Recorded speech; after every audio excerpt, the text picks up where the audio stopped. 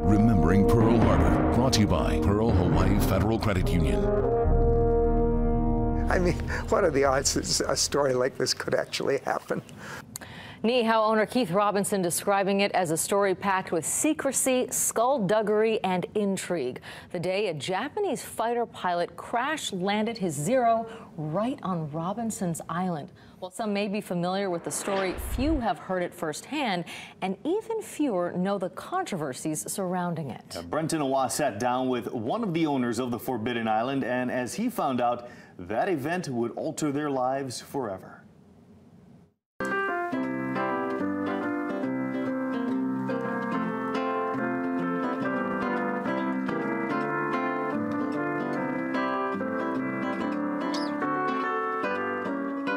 If you listen close enough, you might hear it. The sounds of this story still echo today. It was December 7th, 1941. Japanese pilot Shigenori Nishikaichi had just finished his attack on both the U.S. Naval Air Station in Kaneohe and the Bellows Army Airfield. His plane had been hit.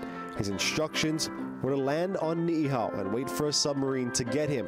No one on Niihau knew of the war. It's documented by author Sid Jones.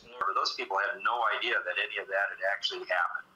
And the pilot had no idea anyone lived on the Forbidden Island. When he crash-landed that Sunday morning, he would place himself right in front of Hawila Kaleohano's home. The aviator went for his pistol, and he was too dazed to do much. Hawila grabbed the pistol away from him, and then he saw a pocket full of papers on the aviator's flight jacket. So he ripped that off too and took that. Niihau owner Keith Robinson is 75 years old, born just before the bombing. He still has a piece of the plane today. That's it in front of him. The rest of what's left lies here in the Pacific Aviation Museum on Ford Island. According to Robinson, it tells part of the story. Nishikaichi would spend a week on the island. He was under watch, but allowed to roam freely. The Hawaiians weren't quite sure why this guy was there or why the shot-up airplane had ended up on the island, and it took a little while to figure all that out, which they did. By December 13th, the pilot had befriended a Japanese contract worker who lived on Niihau. Together, they set fire to the plane to keep it out of enemy hands, then set out to find Nishikaichi's papers. They wound up taking hostages in the process. That's when they crossed paths with Benny Kanahele. There were quite a few stories about Benny. According to Robinson, most were about Kanahele's strength. According to what Uncle Elmer told me, that Benny had told him, the aviator made what Benny thought was a threatening motion toward Benny's wife.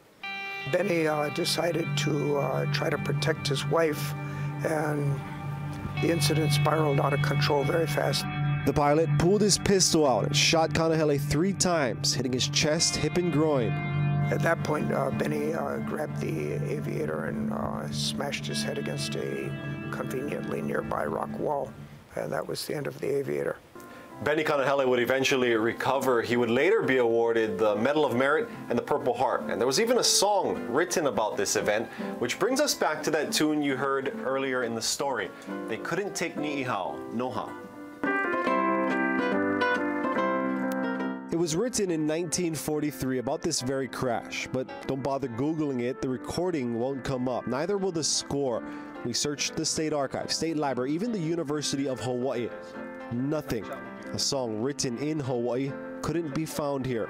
We discovered it in the unlikeliest of places. Bowling Green State University in Ohio, almost forgotten. So we took it to the musical experts at Sono Studios. Kaori Binek is Japanese. She played it without the lyrics, and you can see why. The song's publisher believes it's a score that should stay hidden.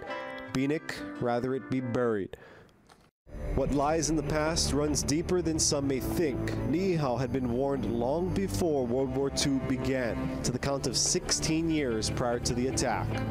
In our own way, we were prepared when the war finally broke out. In 1924, Army General Billy Mitchell had already predicted the Japanese plan. In his report, he believed the enemy would use Niihau as a staging area for their planes before hitting Pearl Harbor. In 1933, it's believed that Major General Gerald Brandt warned then Niihau owner Elmer Robinson about it. And Keith Robinson believes his family saw that report. Again, this was stamped, every page stamped secret. I'm pretty sure that Brent showed that to Uncle Elmer. And that's when Elmer Robinson was convinced they'd spend the next 8 years plowing Niihau, crisscrossing the entire island, furrows deep enough to wreck any plane that tried to land. They finished roughly 5 months before the attack. It's unbelievable, isn't it? You'd figure that that was a bad B-grade movie out of Hollywood.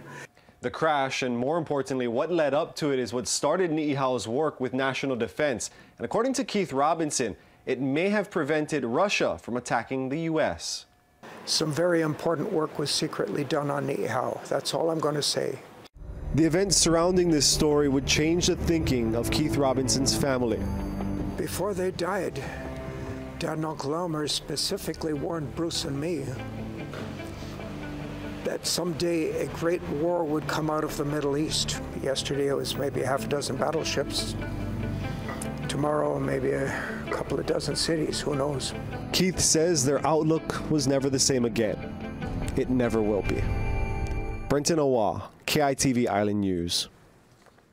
Be sure to join us on the 75th anniversary as we remember Pearl Harbor. We'll take a look at the tragic events on that day for both the military and civilians and what life was like in Hawaii after the attacks. That's Wednesday night, 7 o'clock, right here on KITV. And growing up in Hawaii, you think you know the story of Pearl Harbor, but everything in that piece pretty much new to me. Yeah, clearly, especially that song. It was very cool for Brenton to go ahead and unearth that song that they found all the way out in Bowling Green. Who knew? Yeah. It's a song that was written all the way out there in Niihau.